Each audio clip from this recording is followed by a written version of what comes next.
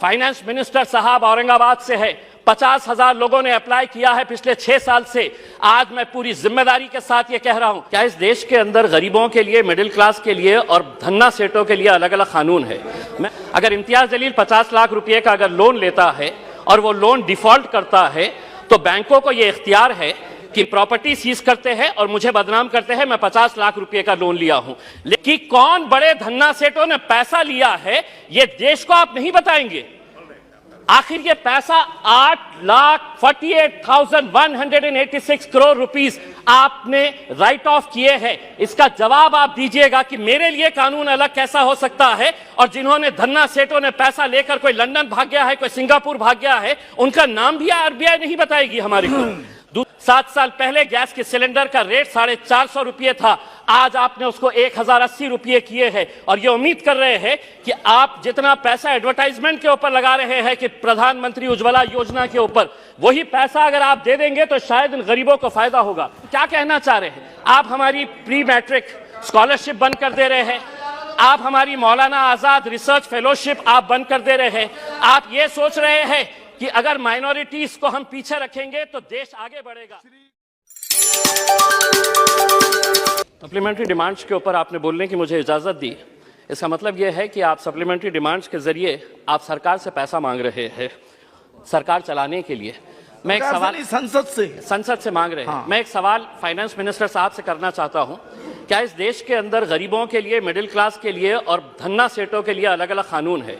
मैं आपको बताना चाहता हूं, अगर इम्तियाज जलील 50 लाख रुपए का अगर लोन लेता है और वो लोन डिफॉल्ट करता है तो बैंकों को ये इख्तियार है कि मेरा नाम, मेरे गारंटर का नाम, मैं जो प्रॉपर्टी मॉर्गेज कर रहा हूं उसका एडवर्टाइजमेंट अखबार के जरिए वो देकर मेरी प्रॉपर्टी सीज करते हैं और मुझे बदनाम करते हैं मैं 50 लाख रुपए का लोन लिया हूं।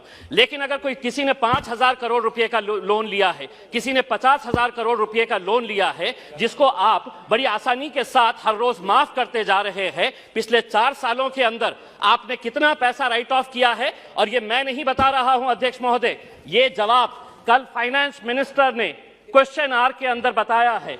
तो सुनिए, उसके अंदर पिछले 4 साल के अंदर कितना पैसा 8,48,186 करोड़ रुपीस का लोन राइट ऑफ किया गया है। और जब हम इनसे पूछ रहे हैं कि किसका पैसा ये आपने राइट ऑफ किए हैं, तो जवाब सुनिएगा अध्यक्ष महोदय, आपको भी हैरानी होगी जो जवाब फाइनेंस मिनिस्टर मैडम ने दिए हैं। उसमें लिखा है, RBI has informed that under the provisions of section 45E of the Reserve Bank of India Act 1934, RBI is prohibited from disclosing borrower-wise credit information. RBI ये आपको कह रहा है कि हम आपको डिटेल नहीं दे सकते हैं कि कौन बड़े धन्ना सेठों ने पैसा लिया है, ये देश को आप नहीं बताएंगे। आखिर ये पैसा 8,48,186 करोड़ रुपीस आपने राइट ऑफ किए हैं। इसका जवाब आप दीजिएगा कि मेरे लिए कानून अलग कैसा हो सकता है और जिन्होंने धन्ना सेठों ने पैसा लेकर कोई लंदन भाग गया है, कोई सिंगापुर भाग गया है, उनका नाम भी आरबीआई नहीं बताएगी हमारे को। दूसरा ये है कि मैं अभी सुन रहा था जगदम्बिका पाल साहब को। पाल साहब सुनिए, आप किसानों के बारे में कह रहे थे। मैं जिस क्षेत्र से आता हूं, देश का एक छोटा सा एक शहर है, उस क्षेत्र के अंदर, महाराष्ट्र के अंदर मराठवाड़ा एक छोटा सा क्षेत्र है, उस क्षेत्र के अंदर जनवरी से लेके नवंबर 2022 तक महज 11 महीनों के अंदर 940 किसानों ने आत्महत्या की है। मैं देश की बात नहीं कर रहा हूं, मैं सिर्फ मराठवाड़ा एक जो देश का एक छोटा सा हिस्सा है, कहीं ना कहीं आपकी कुछ नीतियां गलत हो रही है अध्यक्ष महोदय, कहीं ना कहीं आपकी नीतियां गलत हो रही है, वरना इन किसानों की मौत को आपने सिर्फ एक आंकड़ा बनाकर रख दिए है। 940 किसान अगर सिर्फ एक क्षेत्र से मर रहे हैं और ये कहते हैं कि नहीं हमने किसानों के लिए इतना किया है, तो क्या वजह है कि आज किसान अपनी जान दे रहा है? आप ये कहते हैं कि प्रधानमंत्री उज्ज्वला गैस स्कीम के अंडर में आपने 10 करोड़ लोगों को दे दिए हैं। आप ये आंकड़ा बताइए, कितने ऐसे गरीब लोग जो पहले हम भी मानते हैं, हम भी खुश हुए थे, हमने भी स्वागत किए थे कि ये लोग जब अलग अलग तरीके से गैस की जगह पहले लकड़ी के ऊपर, कोयले के ऊपर है तो अपना खाना बनाते थे, आपने गैस दिए, लेकिन कितने लोग अब दोबारा रिफिल करने के लिए जाते हैं? क्या यह सच्चाई नहीं है कि पिछले 7 सालों के अंदर 7 साल पहले गैस के सिलेंडर का रेट 450 रुपये था, आज आपने उसको 1080 रुपये किए हैं और ये उम्मीद कर रहे हैं कि आप जितना पैसा एडवर्टाइजमेंट के ऊपर लगा रहे हैं कि प्रधानमंत्री उज्ज्वला योजना के ऊपर, वही पैसा अगर आप दे देंगे तो शायद इन गरीबों को फायदा होगा। अनएम्प्लॉयमेंट, आज बेरोजगार, ये आंकड़ा मैं नहीं बता रहा हूं, कोई मनगढ़ंत आंकड़े नहीं बता रहा हूं, centre for monitoring Indian economy, इनके आंकड़े आए हैं। तो सुनिए फाइनेंस मिनिस्टर साहब, अनएम्प्लॉयमेंट रेट इन इंडिया अभी 8% के ऊपर आया है। 3 महीने का सबसे ज्यादा का आंकड़ा जो है वो अभी आया है।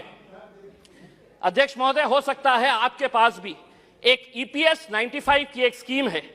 बुजुर्ग लोग, ऐसे बूढ़े लोग, और मैं फाइनेंस मिनिस्टर साहब को यह बताना चाहता हूं कि इनके पास भी सर 65 लाख ऐसे पेंशनर्स हैं जिनको पेंशन कितनी दी जा रही है, 250 रुपये, 500 रुपये। फाइनेंस मिनिस्टर साहब से मैं इसलिए मुखातिब हो रहा हूं कि ये मेरे शहर से आते हैं।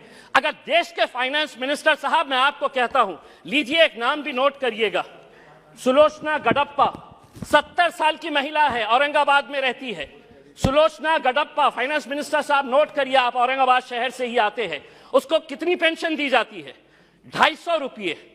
70 साल की, कोई बच्चा नहीं है, और 250 रुपये के अंदर वो अपना घर का बसेरा करेगी।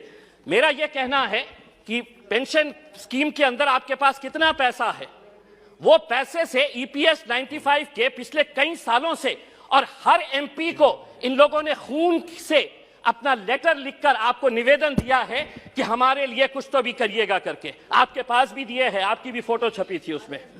दूसरा यह है कि आप EMI के रेट्स तो बढ़ा रहे हैं, होम लोन का रेट बढ़ गया, व्हीकल लोन का रेट बढ़ गया, आप FD का रेट क्यों नहीं बढ़ा रहे हैं? क्या वजह है कि आप ये रेट्स के अंदर तो बड़ी आसानी के साथ फैसला ले लेते हैं, लेकिन FD का रेट जब बढ़ाने की बात आती है तो आप इसके अंदर कोई फैसला नहीं लेते हैं। आप एजुकेशन के लिए पैसा मांग रहे हैं। मैं ये कहना चाहता हूं अध्यक्ष महोदय, अगर स्कूल में टीचर नहीं, कॉलेज में लेक्चरर नहीं, और अगर अस्पताल के अंदर डॉक्टर नहीं, तो वो इमारतें किसी काम की नहीं है।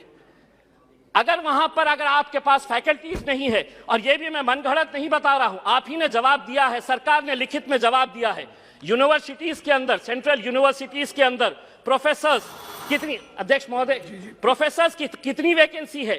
6180 प्रोफेसर्स की वैकेंसीज है।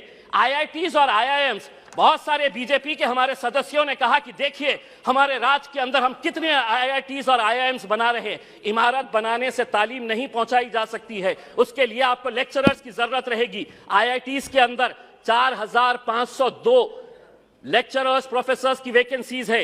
IIMs के अंदर 493 वैकेंसीज है।